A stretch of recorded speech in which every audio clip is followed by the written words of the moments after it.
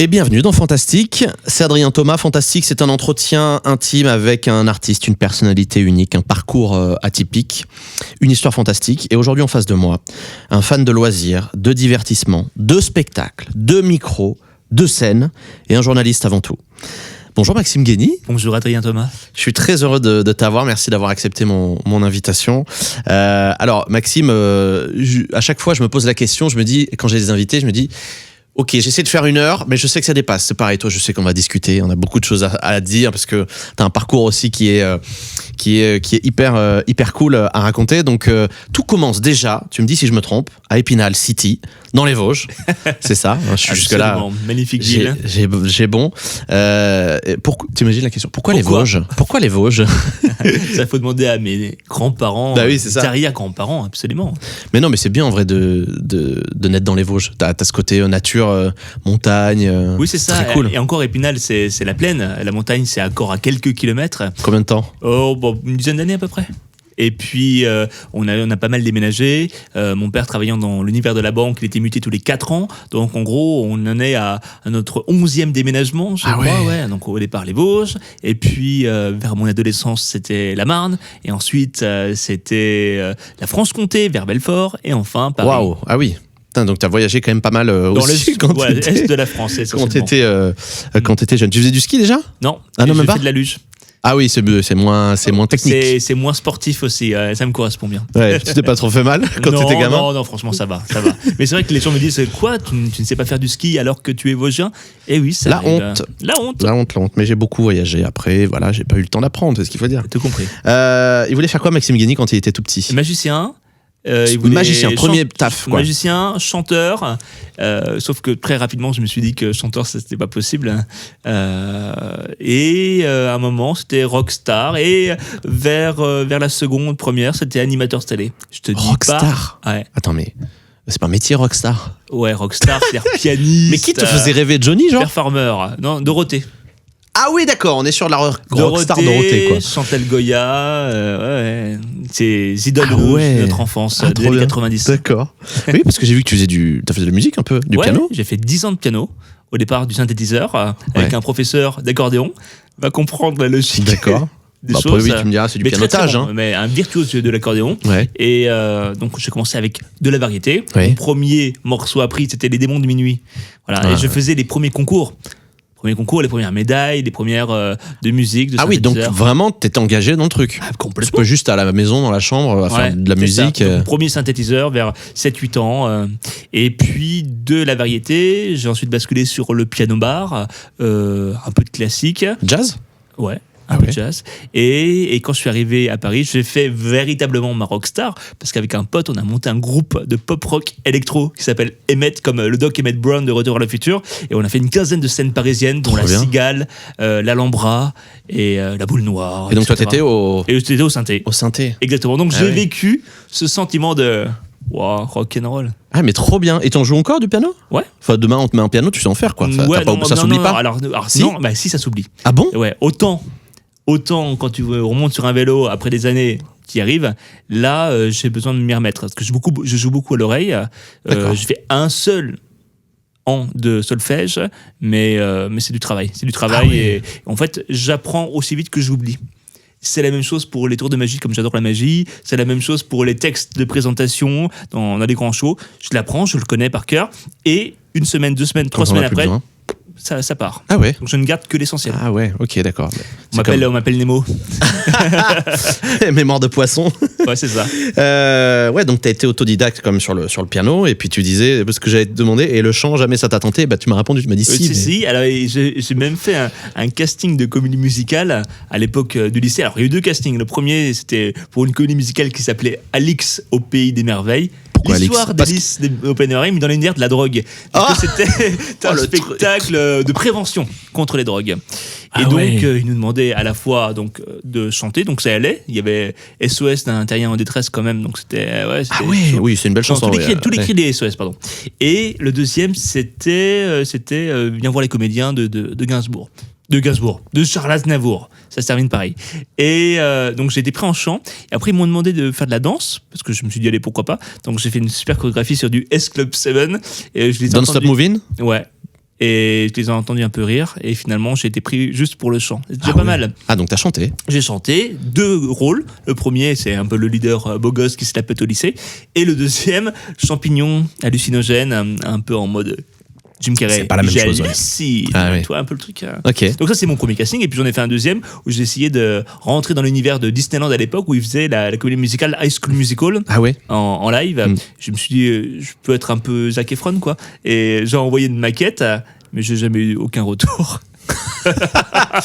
Ah oui, donc quand même, en fait, c'est marrant parce que on en reparlera plus tard, mais tu te retrouves encore sur scène aujourd'hui à présenter des artistes, des musiciens, etc. Mais en fait, la scène, tu l'as depuis que t'es gamin. Exactement, en mais toi, plus en tant que présentateur à valoriser les gens. Et c'est ce que je maîtrise le plus finalement. Ouais. Pas à toi faire une performance artistique. Moi, ça dépend si on considère que la présentation c'est une performance artistique, c'est-à-dire capter le public, l'emmener quelque part, lui raconter quelque chose. Donc ça frôle un peu le métier de comédien. D'ailleurs, sur mes contrats à Disney Concert, il n'y a pas marqué présentateur, il y a marqué artiste, voire narrateur. Ah ouais. C'est une petite subtilité, mais qui a son importance. Ah ouais, ok. Non, mais c'est marrant. Sur le comment dire, on va dire le parcours de jeunesse de Maxime qui chante, qui danse, qui fait du piano, il y a une autre passion qui prend de la place, c'est la magie. Ouais. Et là-dessus, je suis aussi un grand passionné de magie, comme tu le sais. À quel moment ça arrive dans ta vie, toi, la magie ? Ça arrive très vite avec les premiers livres de Sylvain Mirouf. À la télé déjà, Sylvain Mirouf. Alors moi il avait sorti une collection. Oui, comment ça s'appelait J'aime la magie. J'aime la magie. Donc tu l'avais aussi. Ouais. Yes, il retrouvait enfin quelqu'un qui avait ce truc. L'intégralité. Avec les cassettes VHS. Fascicule, cassettes. Et après, des années plus tard, il a fait la même chose, mais avec des DVD. Ah oui. Donc j'ai appris la magie pareil, tu vois. C'était vraiment génial. Il a une vraie pédagogie. Et puis j'étais très fan de ses prestations chez Michel Drucker à l'époque dans Studio Gabriel et ensuite Vivement Dimanche. Donc il m'a vachement inspiré. Et puis il y a aussi Attention Magie à l'époque sur France 3 avec Gilles Arthur qui est aujourd'hui mon producteur des Mandrakes d'Or, c'est drôle. Et le Daniel Harry pour les grandes illusions, David Copperfield parce qu'à l'époque sur France 3 il diffusait des grands shows de Copperfield sur la chaîne. Et puis ça arrivait comme ça. Première boîte, 7 ans, assez classique comme la plupart des personnes. Et puis, ça s'est accéléré vers mes 12-13 ans. En vacances, à Royan, il y a un stand de magie où ils vendaient des articles à l'unité. Ouais. C'est facile à faire, un peu automatisé. Ouais. Et un premier tour, deuxième tour, troisième tour, je commençais à agrandir ma collection. Et voilà. Mais tu faisais des tours à la maison pour la famille ? À la maison, pour la famille. Et je faisais mes petits spectacles. Et très rapidement, quand je suis arrivé sur Paris, en parallèle de mes études, j'ai fait magicien pour Jouet Club, Village Jouet Club, où j'étais magicien tous les samedis pendant 5 ans. Dans la boutique pour représenter une marque qui s'appelait OID Magique. D'accord. Où tu avais un Svengali, c'est un jeu de cartes, du Dynamic Coin, c'est l'apparition-disparition. T'étais démonstrateur en fait. Exactement. Démonstrateur pour le côté commercial, magicien pour le côté artistique. Ah ouais, mais ça payait bien, ouais, c'était cool, ça te faisait un peu d'argent. Ça faisait 50, 60 euros par jour. C'était cool. Et en plus, tu faisais ta passion, donc pour le coup. Et 5 à 10% de commission quand même si tu vendais. En fonction des ventes. Oui, c'est ce que j'allais dire, parce que l'intérêt c'est de vendre des tours de magie pour eux. S'ils mettent un mec qui donc, les présente. Donc il y a eu ça, où je vendais de la magie professionnelle destinée au grand public. Ça a été le seul moment où tu as été payé pour faire de la magie ? Ou entre guillemets t'en as fait ton métier quoi, je veux dire. Il y a eu ça et puis après t'avais des clients qui étaient là et qui parfois me proposaient vous faites des anniversaires pour les enfants. T'avais une carte? Ouais. Donc tu donnais ta carte? Et je donnais ma carte et j'en ai fait 1 ou 2, c'est pas vraiment ce que je préfère.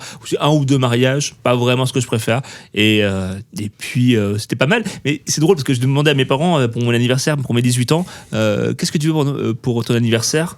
Je leur disais une guillotine, mais une guillotine tu sais, à magie, à main, tu mets ta main à l'intérieur, tu mets une carotte et ta main elle ne se coupe pas et la carotte a été coupée. Ouais, non mais c'est vrai que c'est chelou le gars. Ben ouais. Mais et donc peut-être que dans une autre vie, Maxime, t'aurais peut-être voulu toi faire une vraie carrière que de magicien. J'ai parlé à une médium, elle m'a dit que dans une vie passée, j'étais bonimonteur. C'est quoi? Tu sais, avec les gobelets. Ah oui, le bonto. Le bonto, ouais. Exactement. D'accord. Ouais. Et donc, je pense que ça a dû rester. Mais mon grand-père aussi était très, très carte, faisait déjà des tours, tu sais. Il se mettait une épingle à travers le cou comme ça, sans se couper. Oui, d'accord. Donc, il y avait déjà une fibre artistique dans la famille. Une fibre artistique, ouais, c'est ça. Donc, tu me dis, tu regardais déjà, je sais pas, quand t'avais 10 ans, tu regardais la télé, t'écoutais la radio déjà? Ouais. J'écoutais Énergie, Ouais. Bruno Guillon à l'époque. Sur Énergie, qui faisait le morning. Ouais. Qui faisait le morning. J'ai écouté pas mal Fun Radio aussi, vraiment époque adolescente. Et beaucoup la télévision, évidemment, bercé par... Tu regardais plus la télé que tu écoutais la radio? Oui, beaucoup plus largement. Club Dorothée, les émissions de Foucault, Interville... tous les divertissements en quelque sorte. Tu regardais pas le Morning Live sur M6, ce genre de truc? Si, un peu plus tard. Ouais. Je crois que c'était ça, moi. Mais la télé, j'ai pas trop je regardais Fun TV à l'époque, qui était la chaîne vraiment où c'était de la radio en direct. Et moi qui voulais faire de la radio, je trouvais ça extraordinaire. C'est pour ça que je me demandais si t'écoutais aussi la radio et comment t'avais eu ce première approche avec la télé, quoi. Parce que la première approche à la télé, c'est quand j'avais 1 an et demi, 2 ans. C'est-à-dire que je ne mangeais que devant la télévision. C'est-à-dire que tu me mettais petit ours brun, mes parents, et là je commençais à manger. Ah ouais. J'étais happé par, c'est fou parce par que le média télé. Aujourd'hui, les parents essaient justement d'enlever les enfants de la télé. C'est l'inverse. Oui, mais après c'était quand même très carré. Oui, mais je veux dire, mais moi aussi j'ai été élevé à la télé et ça fait partie de l'éducation, tu vois. On a été comme ça et ça nous a pas. Enfin, je veux dire, on est quand même bien, tu vois. Et mais aujourd'hui, à quel point j'aimais la télé, c'est que c'était. J'en avais une dans ma chambre. Non. Alors, à une époque, mais c'est vraiment la petite télé de l'arrière-grand-mère, tu sais, avec le tube cathodique que tu mettais en fond et tu captais avec l'antenne. Mais non, une fois, et c'est la seule fois de ma vie, j'ai été dans un stage de vacances, une sorte de colonie de vacances pendant 1 semaine, j'ai détesté. Mais eux, ils avaient une télévision et c'était l'époque où TF1 diffusait Interville le mercredi soir. Ouais. Tu vois le truc? Pendant que tout le monde était à l'extérieur, moi je faisais style, je vais aux toilettes. En fait, non, j'allais dans la réserve des moniteurs pour essayer d'allumer la télé pour voir l'émission que j'adorais. Ah ouais. Ça allait très loin quand même. Qui revient, je crois, cette émission d'ailleurs. Qui devrait revenir sur France 2 courant été 2025 sans vachette. Ouais. Ah oui, 2025. 2025. Tes parents t'ont laissé partir de la maison pour faire ce que tu voulais sans hésitation quand t'as voulu? Ouais. Oui, on m'a dit non, tu partiras pas si t'as pas ton truc, machin. Non, pas du tout. On laissait faire ce que tu voulais direct. Surtout que j'étais majeur, je venais avoir mon baccalauréat. En plus. Bac L, littéraire, option cinéma, audiovisuel. Pareil, exactement la même. Toi aussi? Pareil. C'est drôle. Et théâtre, en option secondaire, 19 sur 20. Pas mal. Hein. Ah ouais. Pour une fois que j'ai une bonne note. Ah ouais, pas mal. Pas mal. Et puis, je suis monté sur Paris. À l'époque, j'étais avec une copine. Et donc, on est montés tous les deux à Paris. Et on habitait ensemble. Donc, c'était une première aussi. Ah ouais, c'est bien d'être monté accompagné. T'étais pas parti tout seul comme ça. J'étais pas suffisamment mature ça te faisait peur, à Paris 18 ans. Ouais. C'est dur tout seul quand même. Moi aussi, je suis monté avec un pote. Quand t'es avec quelqu'un, tu te serres les coudes et voilà, donc c'était la première expérience. Et la première chose que j'ai faite en arrivant à Paris, tu vas rire. Je suis allé au McDo. Mieux que ça, j'ai assisté à une émission de télévision. Ah ouais? Ouais, parce que je voulais. Ah, donc vraiment la télé, ça te faisait kiffer, quoi. Exactement. Donc j'ai pris réservation pour aller voir. On a tout essayé à l'époque, présenté par Laurent Ruquier, au Moulin Rouge sur France 2, au Moulin Rouge. Ouais. J'ai été estomaqué par l'organisation, la production, le plateau, l'énergie qui était déployée. C'est fou, ouais. Et j'y suis retourné le surlendemain. Et en fait, j'ai observé comment ça fonctionnait. Et après, je me suis fait toutes les émissions. Qui veut gagner des millions, le grand journal, les émissions de Nagui. Et discrètement, avec mon petit appareil photo, j'ai essayé. À l'époque, l'iPhone n'existait pas. Je faisais des petits reportages comme ça. Je me faisais choper par les gars de la sécurité. Qu'est-ce que vous faites? Effacez ça immédiatement. Ah ouais, merde. Et oui, c'est vrai que c'est quand même. Mais d'accord, ok. Donc le grand passionné de télé déjà commence à se réveiller. C'est ça, exactement. Ah oui. En plus, c'est gratuit l'assist à des émissions télé. Donc c'est gratuit et parfois tu peux même te faire payer. Oui. J'ai toujours essayé de rentrer, tu sais, dans pas des agences de mannequinat, mais des agences de publicité. Et ils n'ont jamais voulu de moi. Tu t'arrives quand même à redescendre. Ta famille est toujours dans les Vosges? Non, elle est descendue il y a une dizaine d'années dans le sud de la France. Ah, trop bien. Vers Avignon. Et t'arrives quand même à descendre un peu, aller voir de temps en temps. C'est rapide, Paris à Avignon, c'est assez direct. Donc là, changement de vie, on passe de l'est, du froid, la grisaille, au sud, au soleil. C'est terrible. C'est une autre vie quand même. Donc ça te fait du bien quand même. Ah bah ça fait du bien. Donc t'arrives à y aller un petit peu. Oui, absolument. Dans l'année. 3-4 fois dans l'année à peu près. Parce que la vie de parisienne prend du temps quand même. Quand on a beaucoup de boulot. Oui, et puis après, en vrai, il y a tellement de choses à faire, il y a tellement de choses à voir à Paris en matière de spectacle, de loisirs, musical, de loisirs, de parcs aussi. Ouais, non, mais c'est vrai qu'on a le choix. Donc, on est quand même bien lotis ici. Alors, donc t'es à Paris, t'as ton bac. à quel moment tu te dis, parce que là, Maxime, il veut faire plein de choses, mais à quel moment le journalisme vient à toi? À quel moment tu te dis, ok, en fait, journaliste, c'est ce que je veux faire? Parce que, dis-moi si je me trompe, mais ça a été vraiment ton premier taf. Oui, et c'est que tu es encore aujourd'hui d'ailleurs journaliste, mais c'est le journalisme, c'était aussi comme ça que tu as commencé dans les médias. Alors celui qui m'a donné envie de faire du journalisme, il s'appelle Tintin, T-I-N-T-I-N, vous savez, Tintin Reporter. Vous voyez les dessins animés? Oui, alors oui, avec le blond de Tintin, ça, quoi. C'est ça, avec son petit Ah oui, il était reporter, c'est vrai. Ouais, c'est ça, Tintin Reporter autour du monde, je voulais être Tintin. C'est ça. Sauf que j'ai une veine d'aventurier dans l'univers que j'aime bien, à savoir la télévision. Donc je voulais être Tintin Reporter à la télévision. Ouais. Tu vois le truc? Ouais. Donc, la houppette mise en l'air, et vers 12-13 ans, je me suis dit, je veux vraiment être journaliste, mais je n'avais pas cette capacité à être un très très bon à l'école. J'étais moyen, je me débrouillais, je me faufilais en quelque sorte, et à force de persévérance, de détermination, j'ai fait des études d'information de communication à la fac, et de ce biais, j'ai fait mon premier stage dans une rédaction qui s'appelle Média Plus et pour qui je travaille encore aujourd'hui. Média Plus, qui est un quotidien destiné aux professionnels des médias et de l'audiovisuel. D'accord. Pour qui je leur livre des interviews de patrons de chaînes de télé, des producteurs de séries, de divertissements, des patrons de radio, etc. Et voilà. Et c'était mon premier pas dans le journalisme. Mais le journalisme quand même très ciblé. Oui, bien sûr. Ouais. Journalisme politique, c'est pas mon truc. Journalisme audiovisuel, stratégie, programmation, loisirs, c'est ce qui me faisait vibrer. Donc je l'ai fait. D'accord. Je continue à le faire. J'ai vu que tu avais un job aussi chez TF1 pour leur site internet. Ouais, c'était les premiers jobs en tant que pigiste. Au départ, le site s'appelait pluriel.fr, dédié aux femmes. Donc, on devait faire 7-8 news par jour. Ah ouais. Donc, toute la journée chez TF1, à taper, à regarder les actualités avec une rédactrice en chef. Ce site s'est transformé en tf1.fr. Et puis, très rapidement, j'ai commencé à faire les comptes rendus en live pour TF1 de Star Academy, de The Voice, de Secret Story. En live, qu'est-ce qui se passe pour que les gens soient au fait de tout ça. Donc, c'est drôle. Donc, j'avais quand même un pied dans la tour TF1. C'est ça. Comme impressionnant quand tu y vas pour la première fois. Hein. Ouais, je crois à Boulogne-Billancourt. Je suis entré en dessous. J'ai pas entré dans le bâtiment. Je suis à l'accueil. Ouais. Tu rentres, tu sais, t'as un écran de télévision avec toutes les chaînes. Tu dis waouh. Ah non, c'est assez impressionnant, c'est sûr. Bon, après, t'as aussi fait quelques petits mois en radio, chez Sud Radio notamment. T'as été chez Télépoche. Et puis, 2014, le spectacle revient à toi avec Prof et compagnie. Tu te rappelles ? Prof et compagnie, ouais, c'est une pièce de théâtre que j'avais coproduit avec mon pote Cédric Cizer. J'avais une association, on a transformé ça, on a eu la licence de spectacle, on a joué à Contrescarpe, qui est une salle parisienne, puis une autre salle. C'est une pièce que vous avez écrite ? Que mon pote a écrite. Ouais. Et comment j'avais la structure, il y a un peu les contacts et le bagou pour en faire la communication. Je l'ai accompagné, c'était une belle aventure. Effectivement, en matière de théâtre, c'est difficile d'avoir une rentabilité en quelque sorte. Donc, on a essayé de faire comme on pouvait, mais on avait quelques noms très sympas, dont Philippe Vasseur, alias José dans Hélène et les garçons, les mystères de l'amour, qui avait franchi le pas du théâtre. Donc, il y avait une petite notoriété, ça a créé une petite communauté. C'était sympa à faire. On y revient toujours au spectacle, Mais quand même, quand même un truc. Et alors, j'ai découvert un truc aussi en fouillant un peu.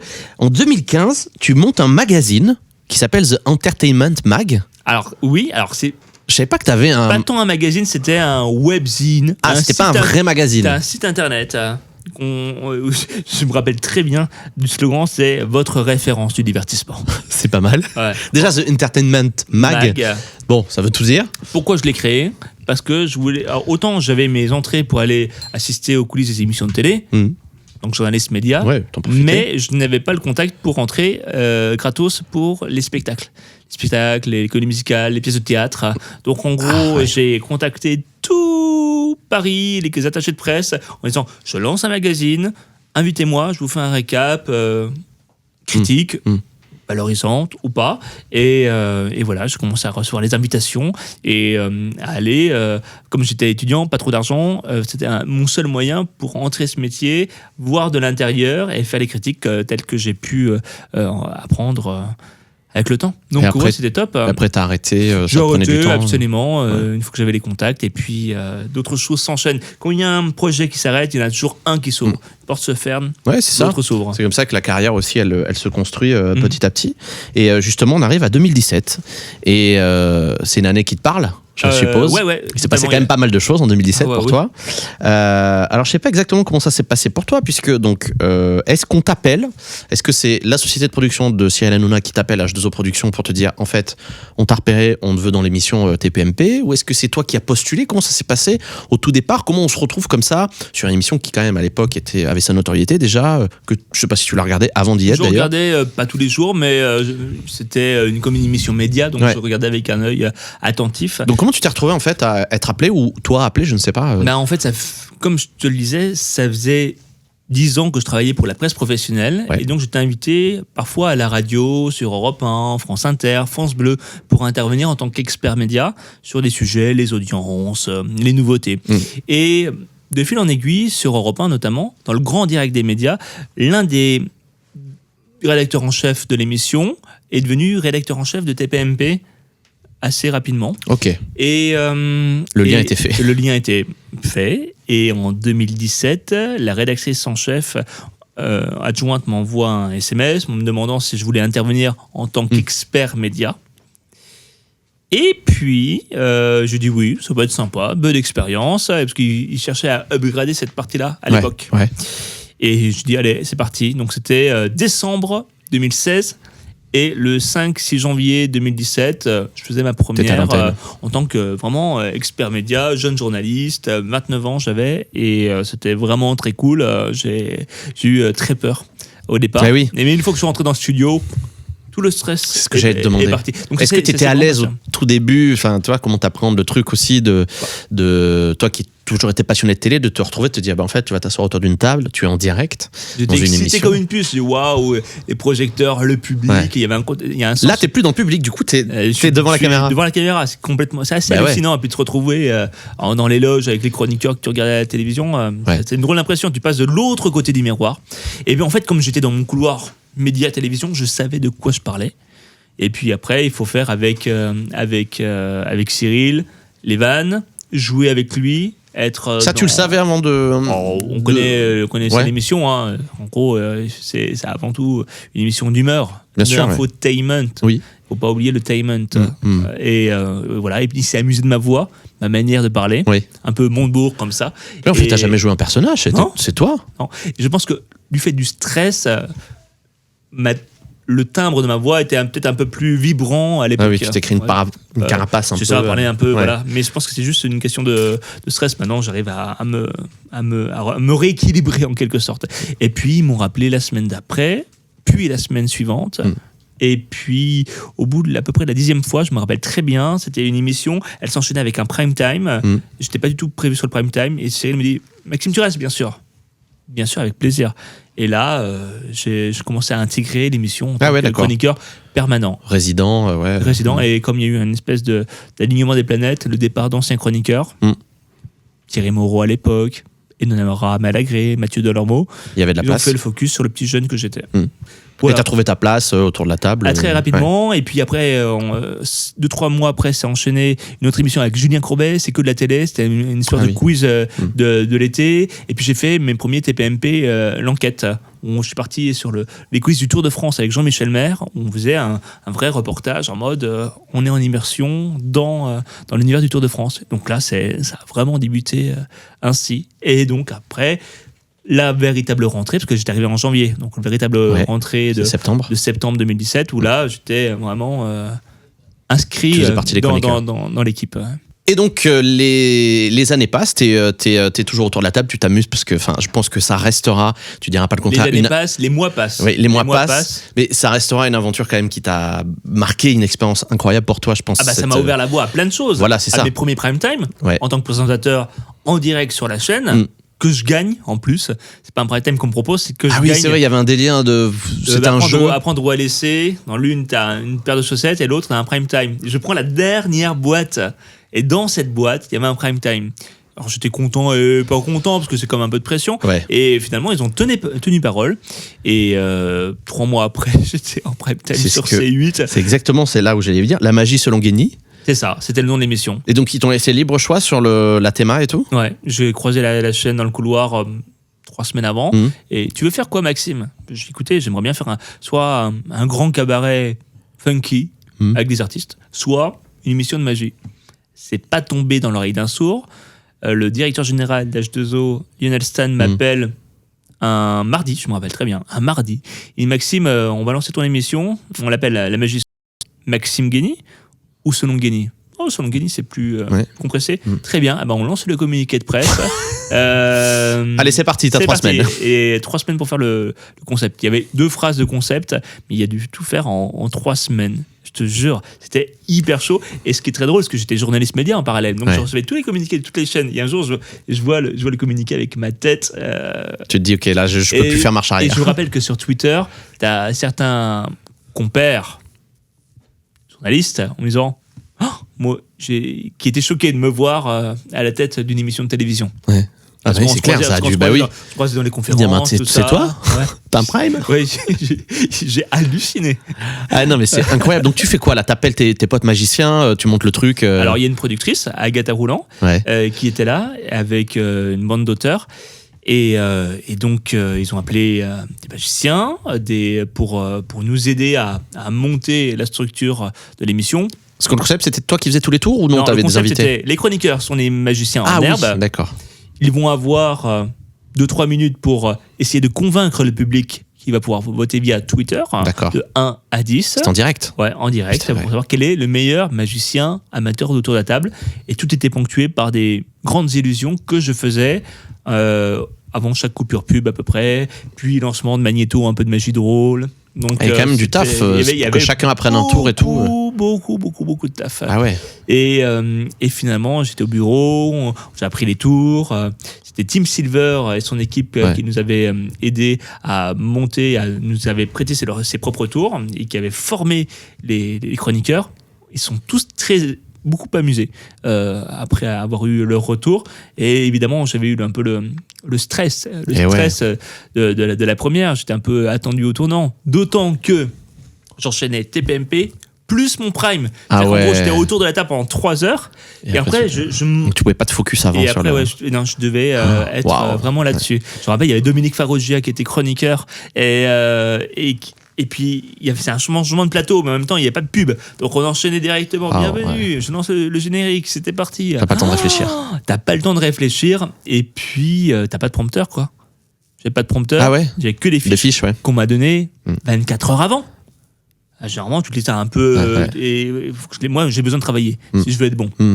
Maintenant, je suis plus à l'aise, mais heureusement que la productrice, la veille, me faisait venir sur le plateau de TPMP vide, sans lumière, juste au pupitre pour essayer de matérialiser l'espace, visualiser comment ça allait être. Mais ce qui était cool dans cette configuration-là, sur le plateau qui était à les studios de Boulogne, je crois, à l'époque. Ouais, c'était la Canal Factory. La Canal Factory, t'avais quand même une sorte de scène. Oui. Parce que pour faire une émission de magie, aujourd'hui sur le plateau actuel de TPMP, c'est impossible, tu vois, par exemple. Ouais, non, c'est vrai que ça se prêtait hyper bien. Il y avait cette scène en face où je crois ils faisaient des artistes, etc., qui servaient pour les happenings et tout. Ouais. Et donc, t'as pu faire tes tours là-dessus. C'était quand même un confort aussi.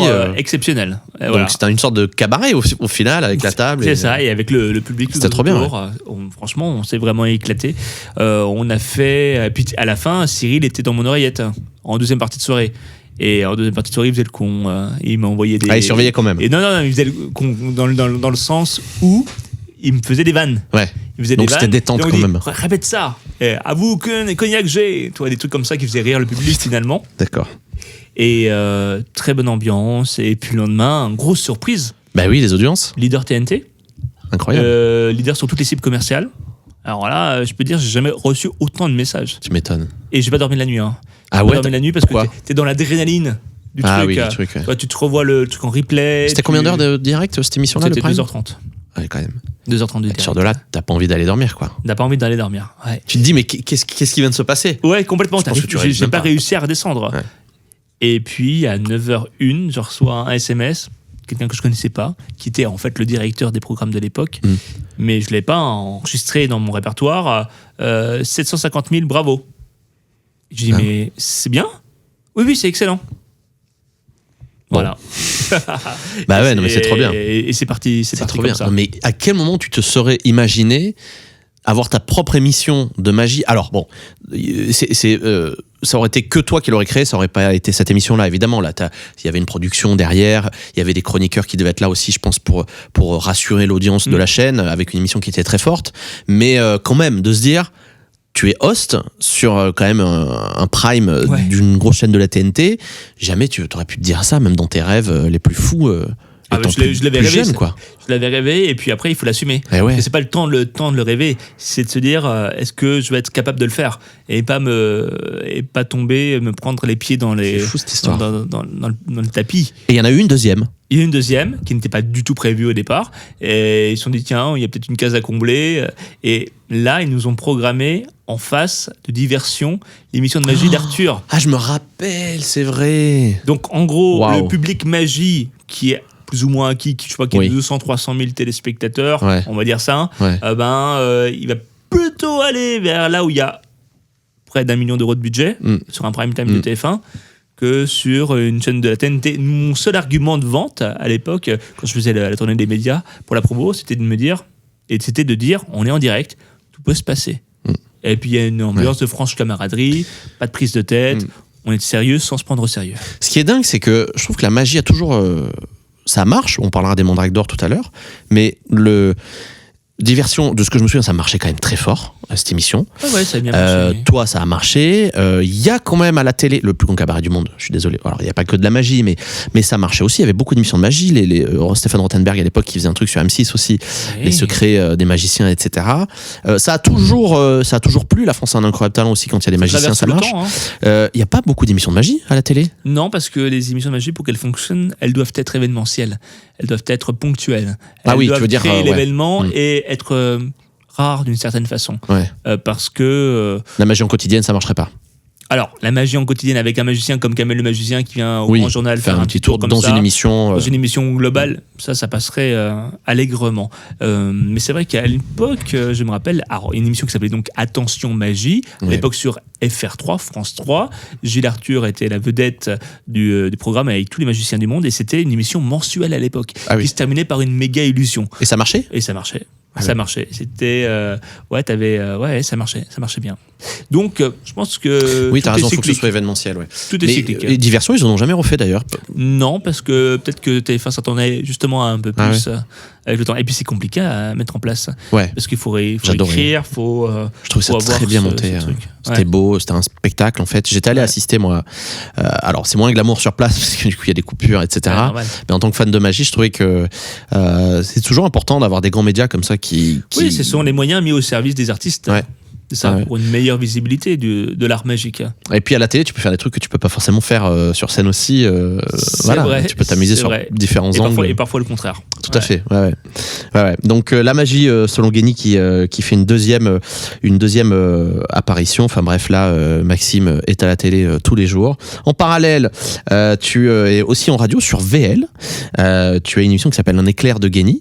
Alors pour ceux qui connaissent pas, c'est quoi VL? Est-ce que tu peux nous dire en deux mots? C'est un média jeune sur Internet, avec son site Internet, son studio de radio. Et puis, ils avaient une fenêtre d'exposition avec la possibilité de faire des émissions sur mesure ou pas, carte blanche, pour pouvoir parler, faire ce que vraiment tu as envie. Carte blanche un peu artistique. Et eux, ils avaient du matos, ils avaient une régie. Et un jour, ils me disent tu veux faire une émission? Allez, je me lance. Et ça m'a beaucoup aidé pour apprendre à... On dit manger du micro, parler, comprendre le métier. Ça m'a beaucoup aidé aussi avant mes prime time de magie, parce que tu es plus à l'aise, plus tu parles, plus tu es à l'aise. C'est comme tout. Et puis, ça m'a appris aussi à construire un conducteur d'émission, à faire des jingles, à poser ma voix davantage, à donner la parole à une équipe de chroniqueurs. Je n'étais pas rémunéré sur ce programme. En revanche, ça me permettait de nourrir mes réseaux sociaux, de faire mon propre réseau d'artistes que je venais. On a eu des gens exceptionnels, Vita, on est Michael Jones, vraiment des gens vraiment de qualité. Et puis après 500 émissions, j'ai dit bon, c'est pas mal. On va un peu arrêter. Il y a eu le Covid. C'était tous les mercredis ? C'était tous les mercredis ? Tous les mercredis, absolument. Tous les mercredis. C'est toi qui cherchais les invités ou ils prenaient leur réseau ? J'ai cherché les invités. J'avais un petit programmateur stagiaire et puis au bout d'un moment, j'ai fait appel à des vrais programmateurs que je payais de ma poche. Et puis voilà comment ça s'est fait. T'as construit le truc. Et t'avais pas de clause du coup avec la chaîne C8 pour TPMP d'exclusivité média ? Non. La seule exclusivité, c'est que si je parlais médias dans une autre émission, il fallait que je les prévienne. Ah d'accord. Voilà. Donc tu étais assez tranquille. Complètement là-dessus, tranquille. tu as pu faire ton truc. Ça. Donc ça m'a bien aidé et je relance un éclair de génie. C'est exactement ce que j'allais dire, j'ai vu ça. Alors c'est quoi ? Ça va être quoi ? Dans une nouvelle mouture, une mouture d'entretien. Parce que l'éclair de génie, c'est quoi ? C'est l'éclair de génie que tu as dans ta vie, l'idée incroyable, le déclic que tu as qui bascule de l'anonymat au succès. Ouais. Donc on va le faire sur certaines personnalités inspirantes. D'accord. Toi ou avec une table Pour l'instant, moi en mode entretien, car c'est un peu ce que je sais faire. Et puis après, on verra comment on peut agrémenter les choses. D'accord. Mais pas pour la télé, du coup, pour toi, en format podcast, quoi. Ouais, filmé et après vendable typiquement en télévision aussi. Ok, bon bah à suivre donc le retour d'un éclair de génie. Est-ce que dans à qui j'avais posé la question à Gwendal qui a fait le premier épisode avec moi ici. Et il a fait le premier à un éclair de génie avec moi. Ah bah voilà, c'est un très bon parrain. Très bon parrain et en plus on a un point en commun, on est nés tous les deux le 15 juin. Ah oui. Comme Johnny Hallyday. Incroyable. Comme Gumby. Tu vas citer toutes les personnalités du 15 juin. Comme Michel Larocque. Et il a tout de suite dit oui à l'époque. Ouais. On a suivi notre parcours, on est devenus potes. Et voilà. Non, et moi, je lui avais posé la question, je lui avais dit, parce que moi, j'ai la réponse pour la radio, la musique. En revanche, lui, je lui ai posé la question, est-ce qu'on peut avoir des vrais amis dans le milieu du spectacle ? Donc, je te pose la même question, est-ce qu'on peut avoir des vrais amis dans le milieu de la télévision ? Ouais, carrément. Est-ce que tu as quand même aujourd'hui encore des contacts avec des gens qui ont vraiment compté pour toi, qui t'ont aidé ? C'est pas toi que des gens qui ont voulu prendre ta place ou qui t'ont fait des coups, des trucs comme ça. Il y a beaucoup de connaissances. Oui, voilà, des potes. Des vrais bons potes. Moi, je parle vraiment d'amis, tu vois, des gens avec qui vraiment tu as une vraie confiance. Est-ce que la télé t'a permis aussi de faire des rencontres ? Oui, plein. Qui encore aujourd'hui sont chers pour toi ? Oui, bien sûr. Après, les amis, les vrais amis, tu les comptes sur les doigts d'une main. Généralement, tu les as un peu avant la médiatisation. Ouais. Mais oui, tu te les crées et à toi de savoir à qui tu t'adresses vraiment. Ouais, et puis après, il y a amis, il y a potes, mais il y a aussi potes de confiance. C'est-à-dire que si j'ai un souci ou un truc, je vais l'appeler, il va être très dans l'écho. Oui, et puis il y a des chroniqueurs de TPMP, typiquement, je les considère comme des amis. Gilles Verdez, typiquement, je sais qu'on peut s'appeler, on peut se dire les choses et ça restera entre nous. Même chose Damien Canives, qui est aujourd'hui au Figaro, qui a débuté quasiment en même temps que moi sur l'émission. Aujourd'hui, on est super amis. Donc oui, ça existe, bien sûr. Cédric Cizère, que je connaissais d'avant, on était à la fac ensemble. On était à la fac ensemble et quand après il a intégré l'émission en tant qu'auteur, puis en tant que chroniqueur entrée-sortie et on est restés potes. Ouais. Non mais c'est ça aussi qui est important, c'est qu'on peut quand même garder des bonnes, bien sûr, des bonnes relations. Mais comme tu le dis, ça se compte sur les doigts d'une main. Sur les doigts d'une main, parce qu'il y a quand même de la concurrence. Ouais. Les places sont chères. Il faut non pas se battre pour y aller, mais faut savoir où tu veux aller et dans quelle mesure t'as envie de te faire ta propre place. C'est ça. Ouais. Idée. Non mais c'est ça qui est important. Puis la télé apporte aussi plein de choses. C'est marrant. Tu parlais de mes vrais amis, c'était avant la télé. Parce qu'on sait que la médiatisation, ça change beaucoup de choses, le regard des autres, etc. Comment t'as vécu ce truc du jour au lendemain ? Tu peux pas aller manger au resto sans qu'on vienne te déranger. C'est pas du jour au lendemain, c'était vraiment très progressif. Ah ouais, c'est pas dès la première, quoi. Non, pas du tout. Tiens, si sur les réseaux, voilà, ça a un effet. Mais t'as remarqué qu'il y avait un changement quand même. Je l'ai remarqué 4 mois après, en avril. Je suis arrivé en janvier 2017. En avril 2017, je me mets à une table de café et j'allais voir le spectacle de Jean-Luc Lemoyne à l'Olympia. Et là, je vois que t'as des regards. Je vois que t'as des regards. Le sens quand même, tu le sens. C'est très agréable parce que c'est une autorité agréable. Ah, tu trouves ça agréable ? Ouais. Bon, après, tu discutes avec les gens, ils sont contents, on fait une photo, on discute. T'as pas eu cette impression il y a parfois parce qu'il y a des gens qui ont du respect, qui te reconnaissent mais qui viennent pas te voir. Puis t'as des gens qui s'en fichent et tu es en train de faire quelque chose, passer un moment tranquillement intime ou peu importe avec une personne et qui viennent te déranger. Ouais, bon après ça c'est drôle parce que c'est de l'anecdote que tu peux raconter ensuite à tes amis. Mais j'étais là, c'est comme si on était à la table de restaurant et je discute un samedi à Lyon, rien à voir. Et là, une personne se met à côté, elle me prend sa chaise, elle me discute. Elle discute avec moi, bonjour, voilà, et oublie complètement la personne qui était en face de moi. Ouais, c'est ça qui fait flipper parfois. Excusez-moi, je suis en train de...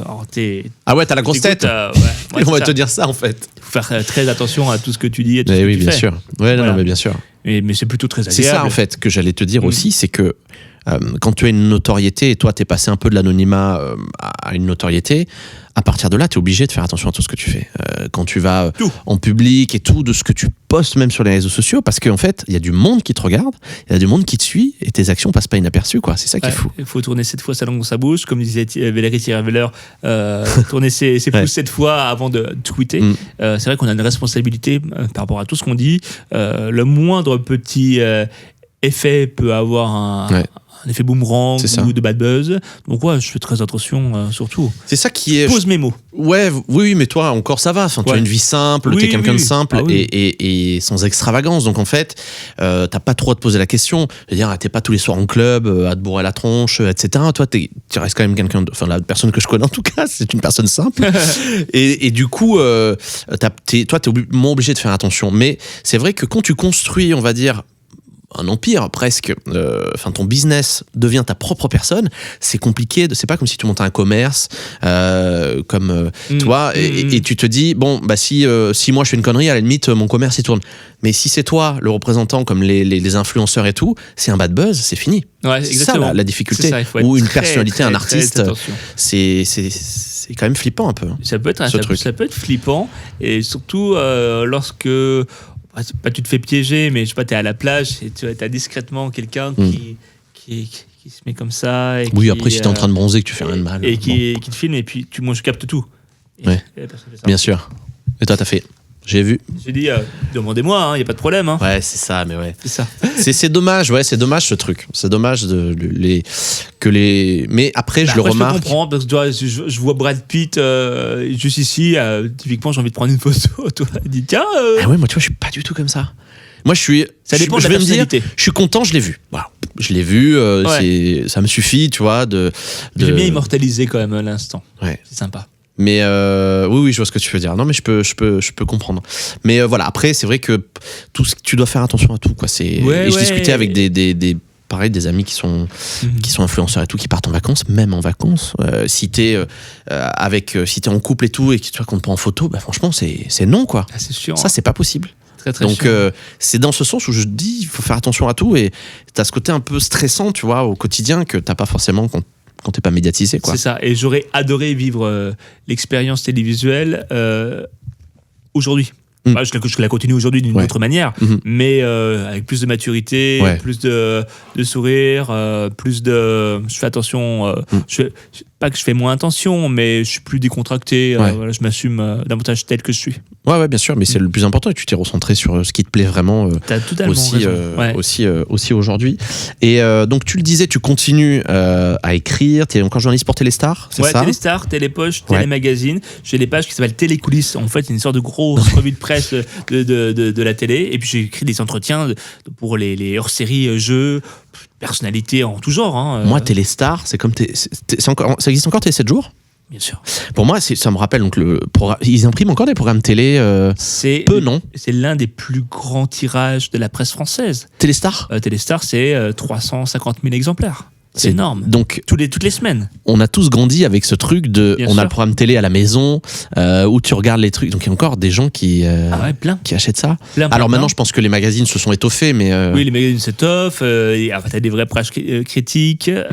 Et puis derrière, t'as tellement de contenu à la télévision que t'es obligé d'être un peu guidé. Ouais. Voilà. Donc d'une certaine manière, c'était mes premières lectures, les magazines télé. Ouais. On va décrire pour aujourd'hui pour ces magazines télé, c'est vraiment top. Ouais, mais c'est vrai que j'aime bien ce côté un peu papier.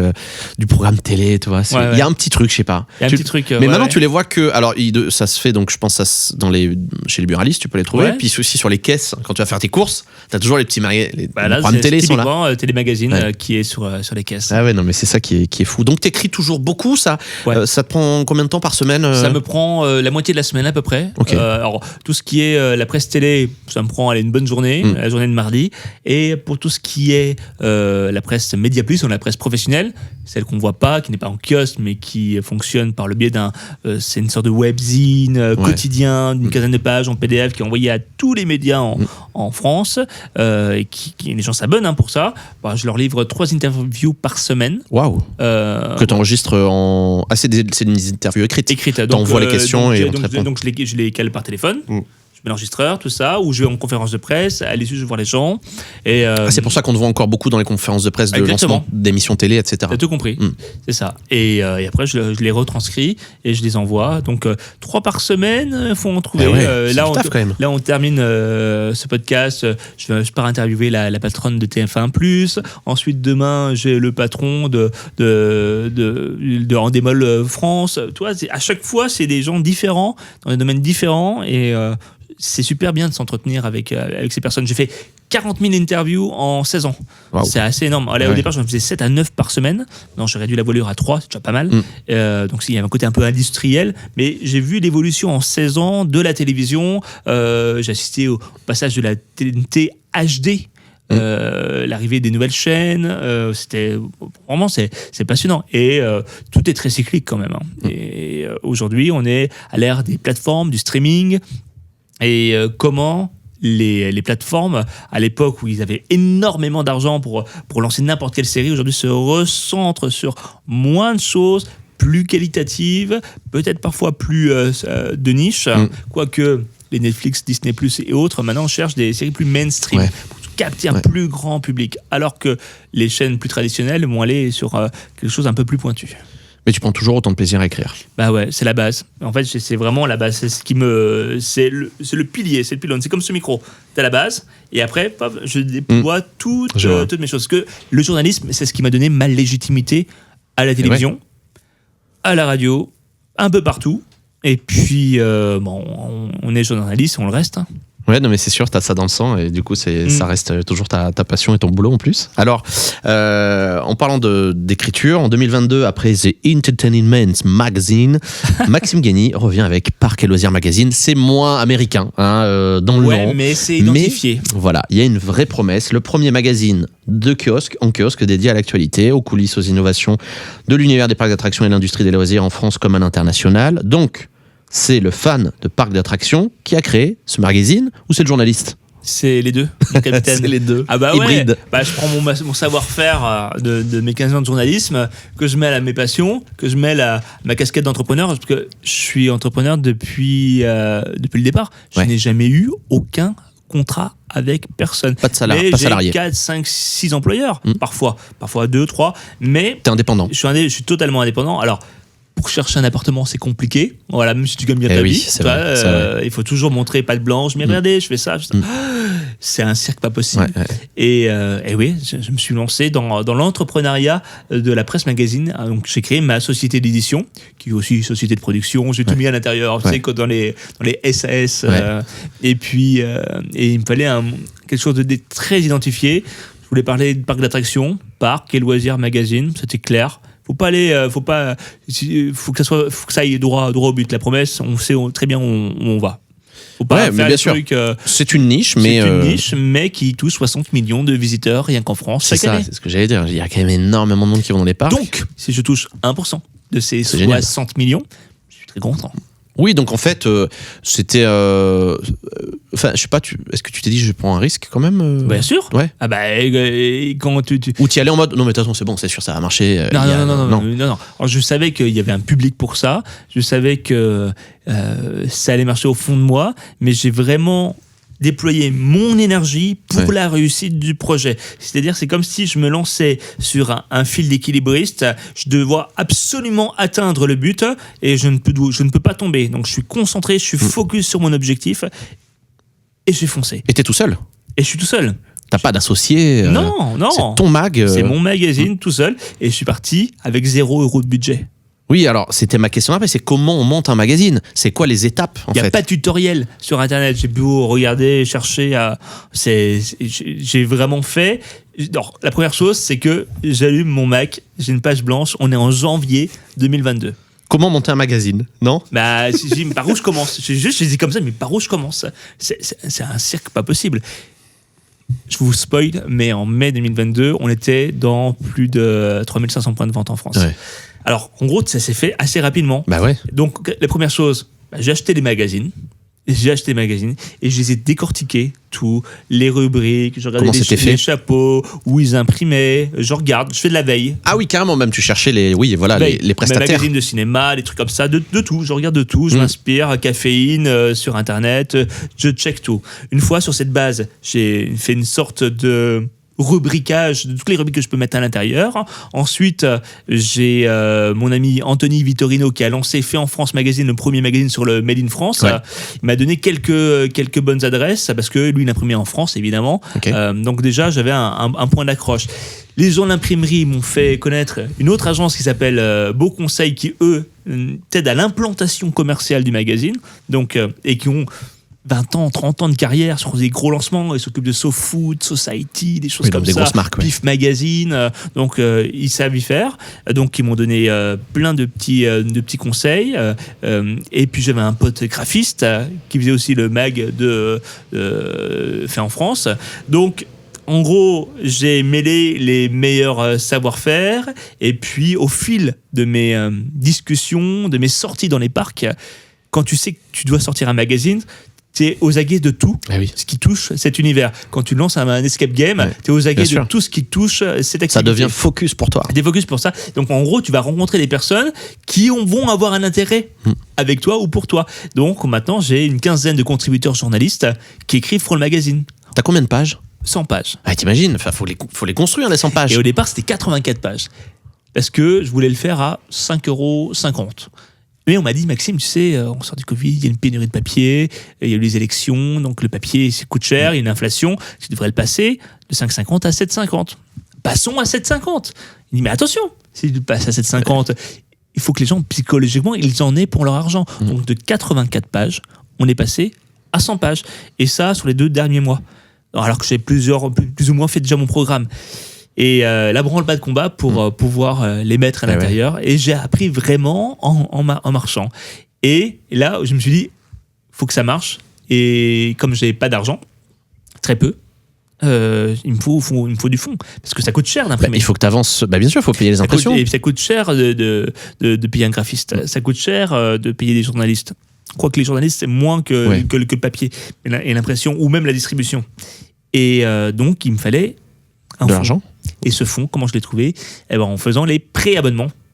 Ah d'accord. T'as pas fait de prêt bancaire? Non. Ah ouais. Les pré-abonnements à 30 € par an, 4 numéros par an, frais de port compris.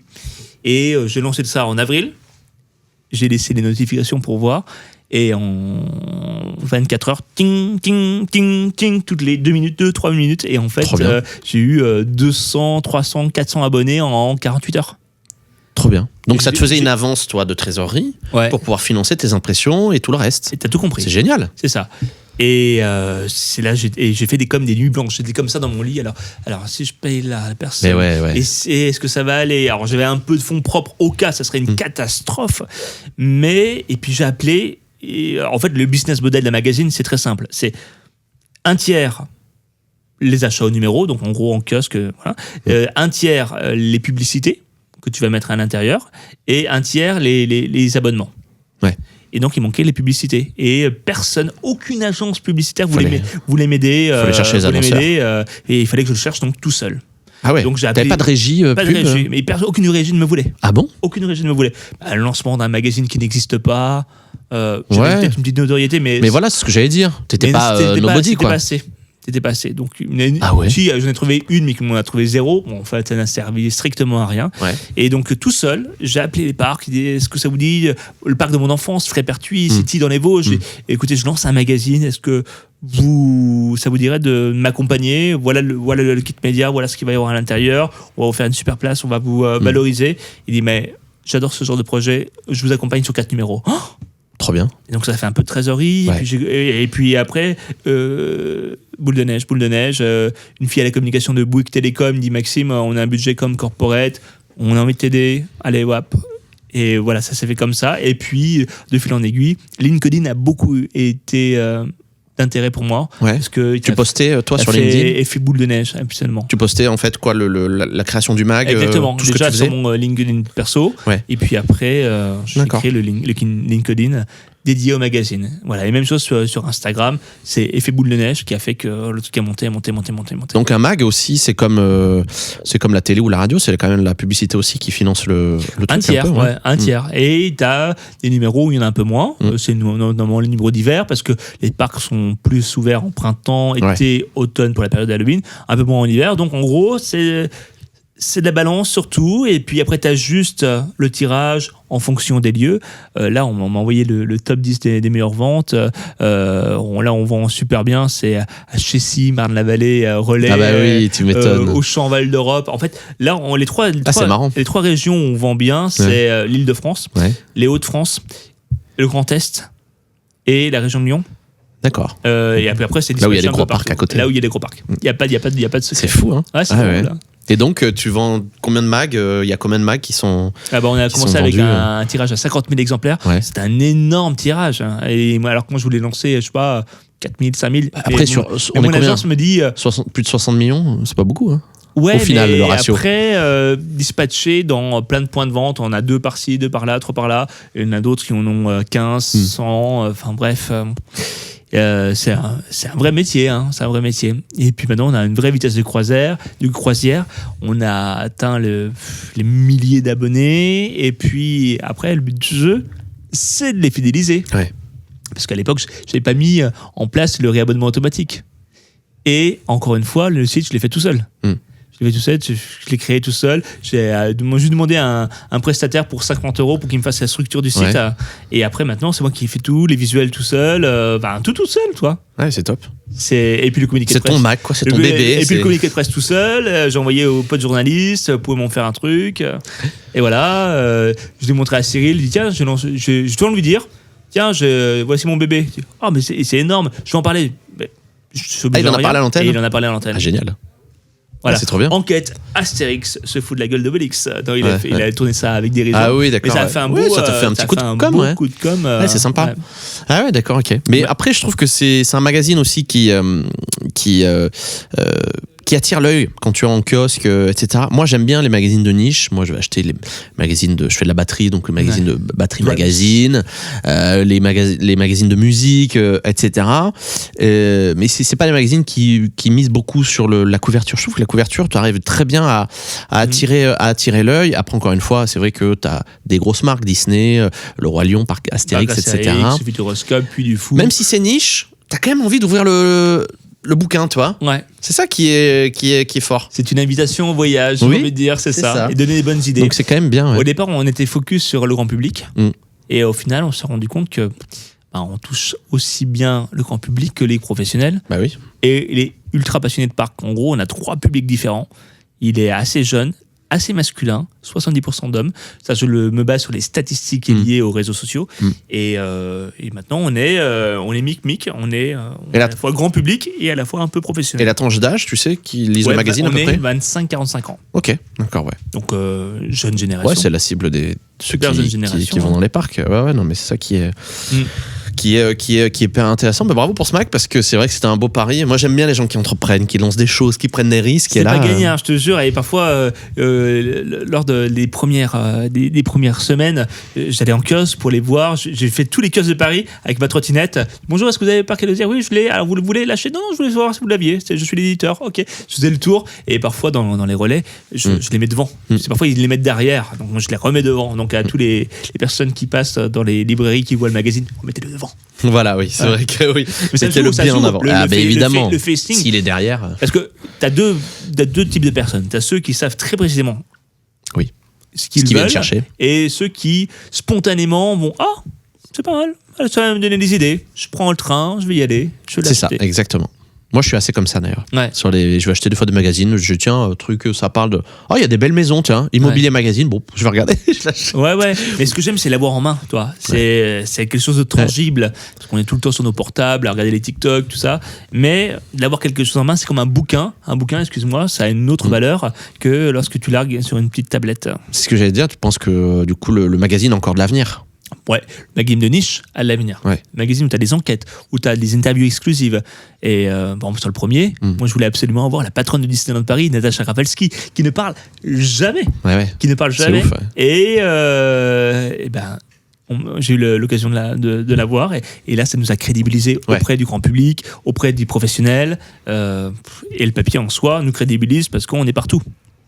Potentiellement partout. Ouais. Non, mais tu t'es donné les moyens de faire un truc aussi quali et aujourd'hui il y a une communauté qui suit le mag et voilà. Ouais, alors la première étape c'est bien nous installer dans les kiosques. Là on entame la deuxième étape, c'est nous imposer sur les réseaux sociaux. Là on fait des progressions de plus de 25% chaque mois en gain d'abonnés sur tous les réseaux.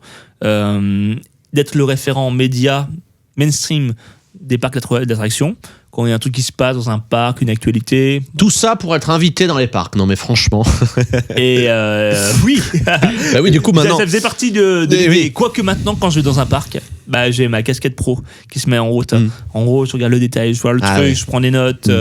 Mais je m'éclate, hein. Ouais. C'est du plaisir, j'ai pas l'impression de travailler. Bien sûr. Ouais, non, mais du coup, entre les invitations pour la télé, pour faire les articles de télé et les parcs et tout, t'as un planning qui est sympa, mais tu fais ce qui te plaît. Ouais, tu t'éclates. J'adore ça. C'est ça qui est cool. J'adore ça.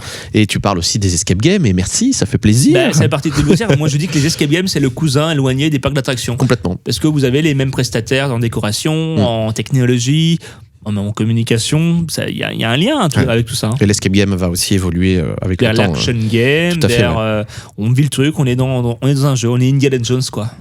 On va revenir un peu à la magie, puisque depuis 2018, tu es sur scène, tu présentes les Mondragues d'Or, c'est un peu les Césars de la magie, hein, Je dirais plus les Oscars, mais les Oscars, César, c'est très bien. C'est prestigieux, quoi qu'il arrive. Alors, donc c'est à la fois un spectacle et une émission télé. Comment tu t'es retrouvé, toi, à présenter les Mondragues d'Or Les Mondragues d'Or, c'est une émission qui a 35 ans, qui a débuté sur France 3, qui est basculée sur TF1 à l'époque, présentée par Jean-Pierre Foucault. Ah, c'était sur TF1 Ouais, dans les années 2001. 7 millions de téléspectateurs, record d'audience pour émission de divertissement. Dingue. Ouais, complètement Donc dingue. la magie a toujours attiré du monde. Bien sûr, et c'était dans les années 2000. Passer après Foucault, c'est cool. Hein. Ouais, c'est clair. Patrice Laffont aussi a été présentateur, Olivier Mine a présenté. Donc Gilles Arthur avait réussi quand même avant de l'émission à des belles chaînes quand même. Ah ouais, parce que c'était le premier magicien de Fort Boyard à l'époque. Ah oui, il avait cette image déjà. Oui, d'accord. Et donc, et puis de son émission mensuelle sur France 3. Donc de France 3 à TF1, de Arte à Paris Première, et après 15 ans sur Paris Première, avec des audiences peut-être un peu plus confidentielles, c'est basculé sur C8, qui a récupéré la marque et qui avait le profil magie sur C8. Bibi. Ah mais donc t'as pas intervenu dans ce rachat entre les deux chaînes. Non. Toi on t'a proposé quand c'est arrivé sur C8 parce que t'étais là. Et parce que j'avais fait un prime de magie. Ah génial. Oui, ça coulait de source. Ça coulait de source. Et donc c'est le directeur des spectacles vivants du groupe Canal+ qui dit Maxime Guény, mon producteur. Au départ, et finalement le feeling est bien passé. Je le co-anime avec Charlotte Berbon, Charlotte qui l'avait fait sur Paris Première, et j'ai la chance d'avoir un producteur qui est fidèle avec ses animateurs. Donc en gros il a gardé la co-animatrice, il a récupéré. Elle était toute seule sur Paris Première. Ouais. Ah, elle avait pas de. D'accord. C'était pas un binôme. Alors elle était en co-présentation parce qu'il y avait un des présentateurs de Paris Première mais qui restait sur Paris Première. D'accord. Ouais. Voilà. Et donc voilà, on a fait nos premiers pas en duo. On dit souvent que les duos c'est compliqué à la télévision, mais là franchement l'un peut se reposer sur l'autre et vice versa. Tu la connaissais pas, t'avais jamais travaillé avec elle? C'est pas du tout. Et quand elle a vu que j'étais sympa et quand j'ai vu qu'elle était sympa, ça l'a fait. Ça l'a fait. Ouais. Voilà comme je me suis retrouvé à la tête des Mondragues d'Or. Ouais, voilà. trop bien. Et là, on a tourné le 7e numéro. Il y a eu 7 numéros sur C8 avant que la chaîne ne ferme. Et ça marche toujours autant. Eh ben écoute, on était leader TNT sur la dernière prestation, leader sur les cibles commerciales devant TMC, W9. C'était où cette année? Casino de Paris? Casino de Paris. Cool. Ouais. Très cool salle. Ouais. On avait fait une fois au Folies Bergère qui était Ouais, pas j'étais mal non venu à plus. cette édition. Mais Occasion de Paris, c'est la plus. Ça change tous les ans ou non Généralement, on reste sur ces 2 salles-là. Ouais, ok. Et donc, il y a une petite tournée avant en région parisienne aussi, c'est ça? C'est ça, on fait 2 dates avant, Ouais. ce qui nous permet de nous roder plus ou moins nos textes, parce qu'on n'a toujours pas de prompteur, on est tous sur fiche, mais on le maîtrise. Donc ça nous permet de le faire en rodage. Ouais. Soit au théâtre d'Anguin-les-Bains, soit à Gagny, là où a débuté les Montracles d'Or. Et puis après, paf, one shot à la télévision. Donc c'est comme un spectacle vivant, mais capté pour la télévision. Ouais. Non, mais c'est bien. Moi, j'aime bien ce format. Et j'ai trouvé même cette année, moi, je regarde tous les ans, j'ai trouvé que cette année même, avec le dernier numéro, je sais plus comment il s'appelle, le Belge, là, qui a fait un numéro de magie nouvelle. Oui, avec Paperball. Ouais, qui est moi, aujourd'hui, la forme de magie que j'adore. La magie poétique, je trouve ça extraordinaire, et qu'on puisse le mettre sur un prime de télé, je trouve ça vraiment génial. C'est un peu pointu. Ouais, c'est un peu pointu, bien sûr, mais ce serait bien qu'on y arrive, tu vois, un petit peu de plus en plus, parce qu'il y a des très beaux spectacles qui existent de magie nouvelle, et donc quand j'ai vu ça champion à la fin, ouais, bien sûr, ouais. Et en fait, c'est teasé dès le départ de l'émission, donc je regardais tout, je dis putain, mais ça doit être vraiment bien, quoi. Et donc t'attends la fin et tout, et puis effectivement le numéro arrive et c'est sublime, quoi. Donc c'est techniquement c'est poétique, c'est un tour dans lequel on pourrait expliquer à tes auditeurs des balles de papier s'envolent. Enfin, non, elles s'envolent pas, elles prennent vie. Elles prennent vie littéralement. C'est fou, et on voit rien. Et allez voir je pense que le replay est disponible sur MyCanal. On fait partie des 10 meilleurs replays de C8. Il reste un moment, non? Ad vitam, je pense. Ouais. Mais d'ailleurs, avant, je crois qu'ils diffusaient l'émission avant sur une autre chaîne, sur Olympia TV, non? Ouais, c'est ça. C'est comme Olympia TV est une chaîne du groupe Canal+. Ah oui. Elle est dédiée plus aux abonnés, donc il y a une diffusion un mois avant. C8 grand public. Oui, d'accord, ok. C'est bien ce qui me semblait que j'avais vu mais ça. donc disponible en amont sur MyCanal. Ouais. Donc, comme quoi, il n'y a pas de cannibalisation des audiences. Ouais, c'est ça qui est génial. Et combien de temps ça te prend, toi, pour préparer ce genre de show à l'avance, avec les équipes? Combien de temps vous voyez à l'avance? Écoute, on se voit déjà avant l'été, pour nous montrer qui va y participer. Toi, tu n'interviens pas dans la programmation? Non, mais on peut donner notre avis. Ouais. Qu'est-ce qu'on en pense, tout ça. Généralement, les choix sont super bons. Parce que ce sont c'est un choix international, il y a une veille internationale, et il y a plein d'associations de magie qui font une liste, et puis on récupère les listes, et ça fait plus ou moins la programmation. Et écoute, on se voit 2, 3, 4 fois avec le producteur, avec la co-animatrice, et on fait et puis les textes arrivent, et puis on commence à les préparer. Bon, c'est 1 mois et demi de préparation à peu près. D'accord. 1 mois et demi. Et puis après, une fois que tu as des textes, il faut les apprendre, quoi. Il faut les apprendre, il faut les digérer, il faut s'entraîner avec sa co-animatrice, c'est des ping-pong. Tac. Et donc, ce sera où l'année prochaine, les Montracles d'Or? Alors, écoute, c'est temps pour parler. Oui, alors pour ceux qui ne sont pas au courant, C8 va arrêter d'émettre. Exactement. Donc, ça existait 35 ans, ça va bien exister. Oui, c'est ce que je me dis. Ouais. Vous en avez fait un programme qui est quali aujourd'hui. Et je pense que ça peut intéresser. Et puis un programme qui s'exporte en spectacle, avec les Montracles Tour. Ah oui, j'ai vu ça. Ouais. Il y a une soirée à Paris, non? Ouais, de 3-4 spectacles au Grand Rex. Oui, c'est ça. Voilà. Et tu y seras, toi? Non, il n'y a pas d'animateur, mais en fait, les artistes se passent la présentation. Ah oui. Ah d'accord, oui, c'est des numéros qui s'enchaînent. Directement. D'accord. Voilà, c'est ça. Bon, c'est une marque qui continue. Ah oui, d'accord, c'est top. Ouais, non, moi c'est d'accord. Et on espère rebondir sur notre chaîne. Le retour peut-être sur France Télé. Peut-être. Ce serait dingue. Why not? France Télé, ou pourquoi pas Groupe M6 ou. De toute façon, toi, t'es libre, tu veux. Maintenant, sachant que la chaîne s'est arrêtée, effectivement. Ouais, t'as plus d'engagement. Non, plus direct. C'est ça, ouais. Ok, donc tu verras où le vent te mène. T'as tout compris. Mais bon, ils te font confiance et ils vont continuer à travailler avec toi après. Ça c'est sûr. Sur le programme. Et si une chaîne impose un autre animateur, ça, c'est la loi de la télévision. Oui, bien sûr. On accepte et bien sûr. en tant que spectateur. Bien sûr. C'est pas comme si tu n'avais plus rien à faire dans la vie. Non, c'est ça. C'est-à-dire que parfois, t'as des mois où t'as moins de choses, tu vois plus de choses. Faut savoir bien se gérer, quoi. Et comment ne pas parler, évidemment, de Disney. Disney en concert et Disney 100. Alors, c'est énorme, c'est plusieurs centaines de milliers de spectateurs, dans des salles qui sont quand même magnifiques. Moi, je suis allé voir, je crois, celle là au Dôme. Je crois. C'était vraiment les premières. Hein. Ouais. Mais déjà, j'avais trouvé ça extraordinaire. Donc, c'est un concert Disney avec les musiques de Disney. Tu vas nous expliquer dans 2 secondes, mais d'entendre le générique de Disney jouer en live, déjà dès les premières secondes, ça te fait un truc de dingue. Alors When qu'est-ce que you c'est wish upon a star. Oui, c'est ça. Quand on a pris la bonne étoile. Comment expliquer aux gens qui connaissent pas le concert? Alors Disney, il y a eu Disney en concert, je sais pas si ça existe encore. Oui, c'est ça. C'est Disney 100, enfin c'est quoi la différence? Alors, Disney en concert, c'est la marque, donc Ouais. c'est la tournée. Ouais. Et Disney 100, c'était l'année dernière pour les 100 ans de la Walt Disney Company. C'était sur une saison. Donc, ouais, c'est Disney en concert, mais Ok, donc c'est Disney en concert. c'est Disney en concert. Donc c'est quoi Disney en concert? C'est un méga show avec un orchestre symphonique d'une centaine de musiciens, 6 chanteuses et chanteurs, des danseuses, des danseurs, les vraies voix de Vaiana, la Reine des Neiges, d'eux entre autres, et un présentateur qui s'appelle Maxime Guény. Voilà. Et là tu es seul. Et là, je suis seul Waouh, c'est aux dingue. commandes de ce show. Parce que t'as fait quand même des grosses salles. Ah ouais, et la plus grosse, c'était la Défense Arena. Ouais. Paris, la Défense Arena. 50 000 spectateurs sur Waouh. 2 dates. Je me rappelle très bien des 10 et 11 novembre. C'est 2023. 2023 2023. Ah ouais. déjà? Ouais, déjà, ça va vite. Ah ouais. hein. Ok. Ouais, c'est ça, oui, c'est ça, oui. Et quand tu vois ce parterre de spectateurs, tu dis, oh la vache. Ok, c'est moi qui vais leur parler là. Ouais, c'est complètement dingue. Mais limite, j'avais plus de track sur le Dôme de Paris ou les Zéniths de Paris Ah ouais. que cette salle. Parce que c'est tellement pas personnalisé, le public, c'est tellement un mur de personnes. Oui, je vois. que Ouais. il fait le show. Bah, c'est complètement dingue, hein. Ouais, Complètement mais dingue d'avoir c'est à la vivre. confiance de Disney. Hein. C'est à vivre. Et donc c'est un concert qui est tous les ans? Tous les ans, absolument. Tous les ans, c'est entre 15 et 26 dates, ça dépend des années. Des fois, il y en a un peu moins pour donner un peu l'envie. Et on tourne et une 150 sur les routes. On fait toutes les grosses salles, les Zéniths essentiellement. Et c'est des fois, je confonds les Zéniths d'Orléans, de Toulouse, ça, c'est très très drôle. Donc c'est un peu la belle artiste. Bah oui, c'est ça, t'es en tourbus et tout. En tourbus, j'avoue que je préfère l'hôtel que le tourbus. Ouais. Parce que le tourbus, c'est des couchettes Eh et oui. ça bouge beaucoup. C'est ça la quoi. vie d'artiste, hein. Ah ouais. Et tu te douches dans les loges. Ah oui, Donc, en gros, ouais. non, c'est la vie d'artiste. C'est la vie d'artiste. Oh, c'est une bonne expérience quand Mais même. c'est exceptionnel Ouais. parce que c'est concentré sur novembre, décembre. Ouais. Parfois, c'est 4 dates d'affilée, jeudi, vendredi, samedi, dimanche. Et en fait, pour tout vous dire, il n'y a pas un seul show où on n'a pas eu de standing ovation. Ouais. Pas un seul Ouais, ça show. m'étonne pas. Surtout qu'on termine généralement par Le Roi Lion, l'un des plus grands succès de tous les temps, magnifié par les chansons de Elton John et de Hans Zimmer.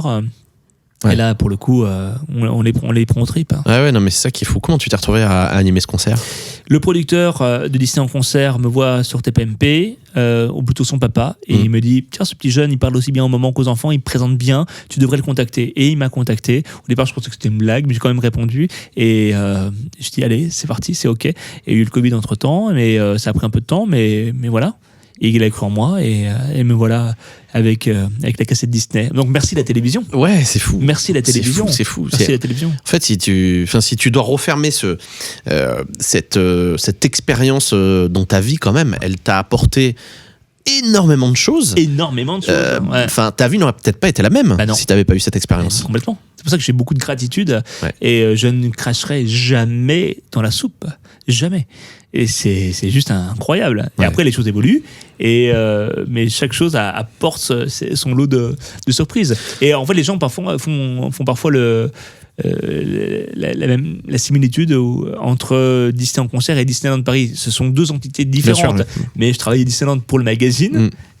Parc Oui. Magazine et C'est avec le- Disney pour le show. C'est le même langage, quoi. C'est le même langage. C'est le respect du public, de belles histoires que l'on raconte et cette capacité à émouvoir petits et grands.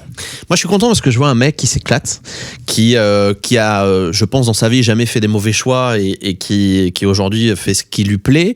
Tu as eu des opportunités à un moment que tu as saisi et puis en fait, le message que tu passes aussi aujourd'hui et que moi vraiment je soutiens à fond, c'est on a beaucoup de chance de vivre de ce qu'on aime faire. Ah mais oui, carrément. C'est ça qui est fou et il faut se rendre compte, tu t'en rends compte de cette chance que tu as aussi. Je pense, Ouais. chaque jour quand tu vas animer un concert pour Disney devant 20 000 personnes ou 50 000 personnes, que tu présentes une émission sur la magie en prime time, c'est fou quand même. Ah, c'est complètement. T'arrives à te poser des fois, te dire, ok, c'est quand même fou ce que je vis. Bah, en fait, comme c'est mon quotidien, Tu réalises pas. je réalise pas. Je suis très content. Et à chaque fois, je fais ça comme un match de tennis. Ouais. C'est-à-dire que je le fais bien, je me concentre. Et effectivement, avec le recul, maintenant que tu le dis, c'est tellement des belles marques.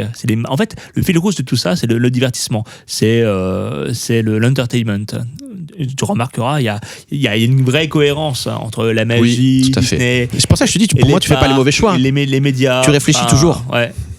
Et ouais, ça tombe comme ça. J'avoue que j'ai beaucoup de chance. Et ça, c'est aussi grâce à ma mère, parce que en fait, en sortant de mon bac à Belfort, je devais aller à Besançon pour faire un Infocom, parce que je vois information et puis à côté chez mes parents. Ouais. Elle dit mais qu'est-ce que tu vas foutre à Besançon, même si j'adore Besançon, mais t'as plus de possibilités. Et les médias, c'est à Paris.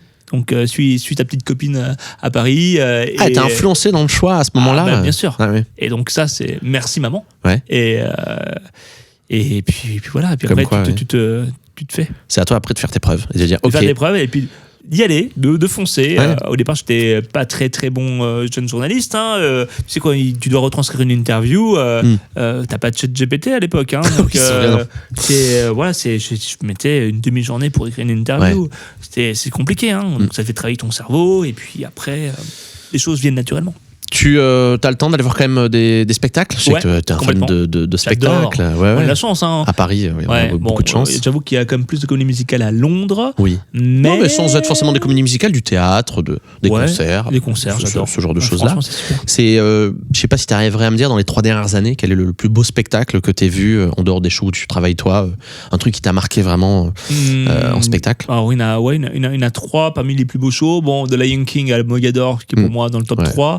Il y a la Cinécénie du Puy du Fou, qui est un spectacle exceptionnel. Franchement, allez le voir. C'est un show et lumière avec un millier de figurants. C'est à vivre une fois. C'est à vivre une fois. C'est waouh, c'est une vraie claque. Et on va dire, comme j'aime bien ce film-là, je vais voir la comédie musicale Retour vers le futur avec un final incroyable où t'as une DeLorean. Mais tout le monde m'en parle. Je ne l'ai pas vu. Il faut que je retourne à Londres le voir. Qui vole dans la salle. Oui, non mais avec les gens dedans. C'est fou. Dans la DeLorean, elle tourne. Ouais. Ouais. Et là, tu t'es dit, attends, c'est de la magie, ça? C'est de la magie. C'est vraiment de la magie. Non, mais j'ai hâte d'aller voir ce show. Tu vois, c'est dans mes top 3. Ouais. Londres, pour ça, c'est une ville extraordinaire. On a la chance d'y être à 2h30 de Paris, quand même. C'est très cher. C'est un budget, par contre. C'est un vrai budget, mais si tu budgétises bien, puis ça peut te faire plaisir. Si on aime vraiment le monde du spectacle vivant, il faut y aller. Faut y aller. C'est vraiment hallucinant. Même si en France, quand même, on a des très belles prods aussi. Moi, tu vois, Starmania, par exemple, ça m'a marqué dans les 3 dernières années. C'est dans le top 5, ouais. Franchement, c'est un spectacle hallucinant, une des plus grosses productions de ces 10 dernières années. Faut pas lésiner sur les lumières. Non, mais oui, mais c'est... Et même les performances, les artistes. Bon, voilà, il y a quand même des belles propositions. Il y a des spectacles qui sont en train de se créer aussi, des reprises qui vont se faire sur pas mal de choses. Donc, moi, je suis très à l'affût de ça, parce que pareil, je suis un grand passionné de spectacles. C'est pour ça que je voulais avoir ton avis aussi sur les spectacles. Je sais que t'en vois pas mal aussi. C'est complètement dingue. Et puis, les nouvelles technologies font que... on arrive à quand même à des grosses qualités. Et puis, la fameuse culture de l'économie musicale qui commence à bien s'imprégner en France, doucement, mais sûrement. Tu te vois plus sur scène ou à la télé, toi, dans l'avenir? Les deux, mon capitaine. L'un n'empêche pas l'autre. C'est 2 plaisirs coupables différents. La télé, c'est l'immédiateté. Tu captes le grand public. Et puis sur scène, tu ressens le public. Là, c'est complètement dingue. Tu sais qu'en télévision, un sourire peut... dédramatiser, en cas créer une connivence immédiate avec le spectateur. Quand tu te fais par exemple attaquer sur une vanne ou un truc, on me racontait toujours Julien Courbet ou Bernard Montiel me disait, si tu te fais attaquer, tu smiles, tu souris, et ça passe. Et effectivement, ça passe. Sur scène, tu te donnes au même niveau. Pour être en connexion avec le public, capter la dernière personne au fond de la salle qui a payé sa place peut-être 10 euros, 15 euros, qui a comme économisé pour ça, mais que tu as fait rêver au même niveau que celui qui est devant, carrière. Ouais, c'est vrai que c'est 2 choses qui sont différentes. Moi, j'aime le côté un peu, je bosse chez moi pour faire mes articles. Et puis d'aller se donner un petit peu sur les plateaux de télé. Être au contact des gens aussi, c'est quelque chose complètement. Qui est assez cool dans ce milieu-là. Ouais, ce qui m'a fait gagner du temps, c'est le télétravail. La période Covid, le bénéfice, c'est la vertu du télétravail. Donc le temps que je gagne à ne pas faire l'aller-retour dans les transports en commun fait j'ai pu développer d'autres choses en création, bien sûr, puisqu'il faut être créateur de valeur. Oui, c'est vrai. Et pas se sentir arnaqueur quand tu crées quelque chose. Il faut croire en soi. Mais donc là, pour toi, donc on enregistre ce podcast, on est en janvier 2025. 2025, est-ce que tu as déjà, toi, des horizons de travail? Est-ce que tu sais que tu vas refaire de la télé? Alors, Disney, ok, les Mandrakes, ok, mais est-ce qu'il y a des nouvelles choses pour toi que soit tu as envie de faire, soit qui sont déjà signées? Moi, ce que j'ai envie de faire sur 2025, les objectifs sont simples, c'est de capitaliser sur ce que j'ai déjà, la presse écrite, la scène, la télévision. Donc là, ça va être au fil des opportunités. Et puis, développer la marque de mon magazine en développant aussi de la production audiovisuelle, de documentaires sur cette thématique. Ah ouais, c'est quelque chose qui te plaît, ça aussi. Ouais. C'est du temps. Hein. Ça prend du temps, mais surtout, il faut savoir bien s'entourer. Ouais. Quand tu sais bien t'entourer avec les gens qui ont le savoir-faire, ça va. Après, tu chapeautes le truc. T'essayes d'être le plus.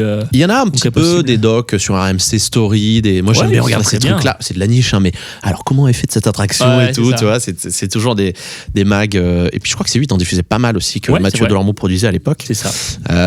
Mais moi, je prends toujours plaisir à regarder ce genre de. Bien sûr. Alors, d'ailleurs, t'as plein d'angles.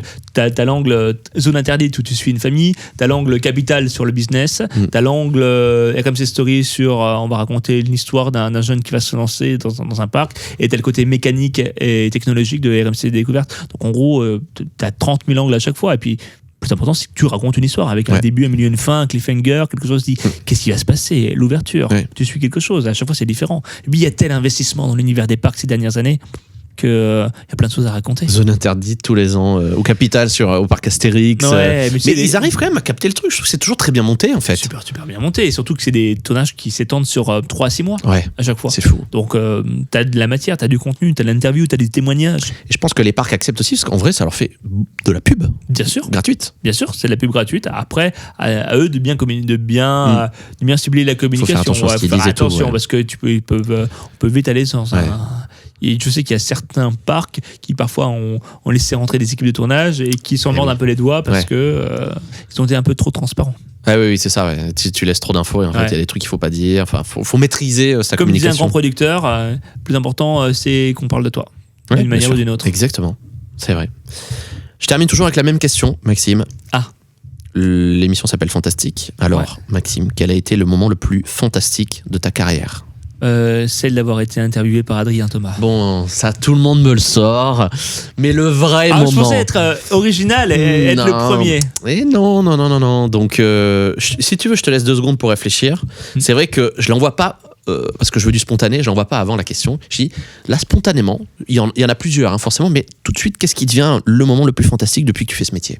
Le moment le plus fantastique, c'est quand l'émission de télévision que tu as tournée, notamment Les Mandrakes, d'or, quand tu as la tête de ta propre émission de télévision et que tu la regardes en famille pour la première fois. Moi, j'ai les mains moites, tu sais. Et tu es en famille, du coup? Ouais. C'est toujours pendant la période des fêtes de Noël. Donc, je suis toujours un peu les mains moites et je suis comme ça. Je suis sur les réseaux ce qui se disent. Je tweete en même temps pour être en lien et en faire la promo. Et puis, ce sentiment très étrange le lendemain pour les audiences. Les premières années, très stressé, mais c'était plutôt bon. Et donc, tu as un saut d'adrénaline quand tu as atteint ton objectif. J'ai connu aussi des audiences un peu plus faibles sur d'autres programmes, mais ça te carapace. Donc, ce moment d'exaltation, quand tu as la bande-annonce qui sort, quand tu as l'émission qui est diffusée, et là, tu dis, ça y est, on a fait le taf, maintenant... Le produit ne nous appartient plus, on l'a fait. Et c'est ce fameux lâcher-prise qui est intéressant. Donc, le moment le plus fantastique de ma carrière, c'est très clairement celui où je suis à la tête de mes propres émissions. Ouais. Et que tu le partages avec ceux qui te sont chers. Voilà, t'as tout compris. Ouais, en fait, c'est de la fierté aussi. Oui, et puis l'envie de faire rêver. De faire rêver et à ce moment-là, tu oublies, je pense, les spectateurs. Tu dis, là, je veux faire rêver ma famille.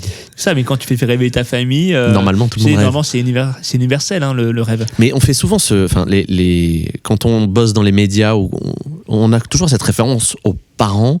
On veut que les parents soient fiers de nous. On veut pas se dire que mon fils, il a raté sa vie. Non, on veut donc voir dans leurs yeux de la fierté et de se dire, tu vois, j'ai réussi. Ouais. Après. Chaque nouvelle émission est un nouveau combat. C'est un défi, ouais. C'est un défi et on est dans un métier où tout est en perpétuel renouvellement. À chaque nouveau magazine, c'est un renouvellement. Est-ce que ça va plaire? À chaque nouvelle émission, est-ce que ça va plaire? Est-ce que je vais être bon? Est-ce que je vais pas me prendre la langue dans le tapis? Ouais. On va voir. Mais en vrai, faut croire en soi et puis il faut travailler. Je pense que le secret, c'est 90% de travail, 10%, 5% de talent et 5% de chance. Ouais, c'est vrai, t'as raison. Ouais. C'est que le travail. Il n'y a pas de boulot. Y a Moi, les gars qui n'arrivent pas à avancer, mais qui ne travaillent pas, il n'y a pas de secret. Il y en a qui ont des facilités, et tant mieux pour eux. Mais je pense que le travail, au bout d'un moment, les gens, ils veulent du sens, ils veulent de la profondeur. Et quand on leur apporte ça passe par l'eau. Ça passe. Ouais, bien sûr, mais c'est important de dire ça et c'est bien de terminer là-dessus. C'est-à-dire que le travail, moi je donne aussi toujours cet exemple parce que comme moi j'étais à Fun, je rencontrais beaucoup de gros artistes, de DJ, et celui qui m'a marqué c'est forcément David Guetta. Et c'est quelqu'un qui a aujourd'hui est un des personnages les plus connues du monde. C'est un mec qui bosse non-stop. Donc c'est l'exemple que je donne aussi aux jeunes DJ. Je leur dis en fait, Guetta, s'il est encore là, c'est qu'il travaille. C'est pas un mec qui a travaille tout et eu. il a su bien s'entourer. Exactement. Et c'est vrai, tu as raison, il a une équipe avec qui il est fidèle, etc. Mais ce que tu dis, c'est vrai, c'est le boulot. En fait, quand on ne travaille pas, on n'a rien. Par contre, quand on bosse et quand on commence à être engagé dans un taf et tout, en fait... Alors, il y a le travail et je rajouterais une notion hyper importante pour la réussite, c'est le plaisir. Faut que tu aies du plaisir dans ce que tu fais. Si tu crées un mag ou un escape game, tu mets pas de plaisir, tu mets pas un peu de toi, de l'exaltation. Tu sais, ce sentiment où, quand t'es gamin, t'ouvres un papier cadeau, t'es heureux. Et il faut que ce sentiment, tu l'aies dans tout ce que tu fais. Et je te jure, quand t'as ce sentiment de plaisir, c'est de la fréquence, c'est de l'énergie, c'est impalpable, ça marche. Les gens le ressentent peut-être. Les gens le ressentent, j'en suis sûr. Ouais, c'est sûr. Mais j'en suis convaincu aussi. Là-dessus, tu es fraîchement convaincu. Tant mieux. Merci beaucoup, Maxime, d'avoir passé ce petit moment avec moi. J'étais ravi d'écouter un peu ton histoire, de toutes tes activités et tout. J'avais prévenu, il y avait beaucoup de choses à dire, mais voilà, on a fait le tour. On a oublié quelque chose ? Pas à ce que je sache. Voilà. Bon, tant mieux. Bravo, t'as été très complet. Je pense avoir fait le tour. Donc, allez acheter Parquet Loisirs Magazine si vous aimez vraiment cet univers, ou si vous le connaissez pas, découvrez-le, achetez le mag et puis vous verrez, c'est vraiment un très très beau magazine qu'il faut se procurer. Et puis le Disneyland Concert, j'ai même pas besoin de dire aux auditeurs d'y aller parce que naturellement on a envie d'aller voir ces concerts tellement c'est magnifique, c'est un moment incroyable à vivre en famille, entre amis. Bref, voilà, c'est vraiment aussi des bons moments. Et puis les Mandrakes, la magie, continuez à aller voir des spectacles de magie, allez voir du spectacle vivant, faites-vous plaisir. Je pense que là on a donné aux gens aussi envie de continuer à voir du spectacle, donc tant mieux. Merci Maxime. Merci Adrien. Et à très bientôt. Oui, avec grand plaisir. Avec grand plaisir. Et on se retrouve très vite pour un nouvel épisode de Fantastique. Salut.